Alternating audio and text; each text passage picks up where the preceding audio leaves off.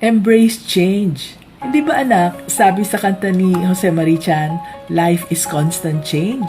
Ang buzzword during COVID ay yung word na essential.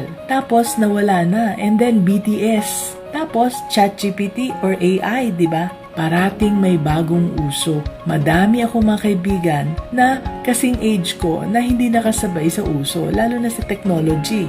Ako naman, resistant talaga ako sa change. Kaya sa hairdo ko, ilang dekada na ganito. Sa damit ko, bumibili na lang ako ng mga classic designs. Yung mga hindi nawawala sa uso dahil ayaw kong magsuot ng uso kasi papalit-palit nakakapagod maghabol sa uso. Pero sa business at sa technology, natutunan ko na hindi pwede ang resistant to change. Kahit na nahirapan ako at takot ako sa mga bago, alam kong dapat akong makasabay because the world is constantly changing.